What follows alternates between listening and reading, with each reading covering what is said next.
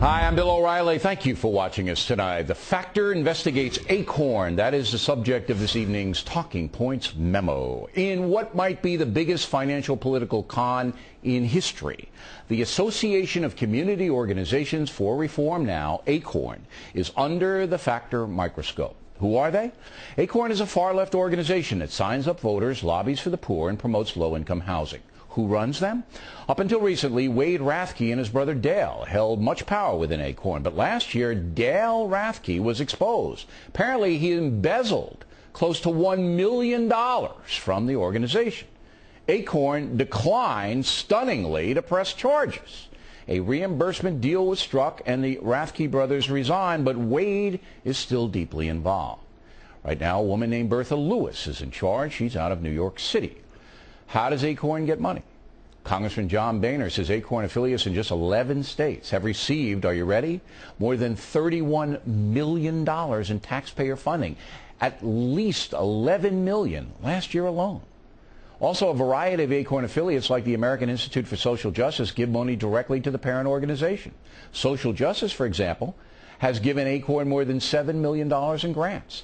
The far-left SEIU, the Service Workers Union, pays ACORN on a regular basis. Recently, ACORN mounted a campaign against Walmart. The SEIU paid them $500,000 to do that. By the way, former ACORN leader Wade Rathke founded the SEIU in New Orleans. As the church lady once said, how convenient. So it is obvious that ACORN is a huge money-generating organization. But where does the money go? The Factor and the Glenn Beck Show trace the money to an address in New Orleans on Elysian Fields Road Avenue, an old funeral parlor that is being used as a money depot for ACORN and as many as 268 other far-left organizations. The doors were locked when Factor producer Dan Bank approached, but he did find an ACORN employee. Excuse me, ma'am.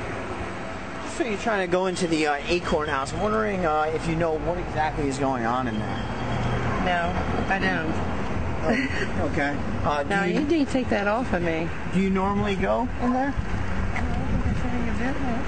Well, I have here over 270 organizations that use that as their mailing address with millions of dollars going in. Do you know what that's all about? No. Do you know Wade Rathke? I don't need to answer that. We traced that woman. She is an ACORN employee, was not telling us the truth. Then Dan went over to ACORN's other building on Canal Street. I'm looking for Mr. Wade Rathke. We have some questions about... He doesn't work here anymore. Oh, do you know why? Was it because his brother embezzled the money? Excuse me. I have some questions about Mr. Wade Rathke. Yeah, I'm wondering where Mr. Wade Rathke is. He is not here. Hold on. Sir, we just have a couple questions. We just have a couple questions. Manager, and you're not going to... We're just trying... Well, we want to know what's going on at Elysian Fields Avenue.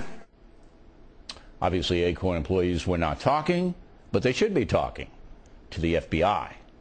With millions of dollars in play, some of it tax money, we don't know where the money is. We do know 7 ACORN employees are convicted of crimes in Washington state. A number of other criminal investigations are underway. In Nevada and Pennsylvania, charges against ACORN people have already been brought. But all of that pales next to the millions of dollars pouring into an old funeral home in New Orleans. Something is very wrong here. That is a memo. We'll have more on this next week, and an ACORN spokesperson is supposed to appear. Also, Bernie Goldberg will comment on the New York Times killing a story linking ACORN to the Obama campaign.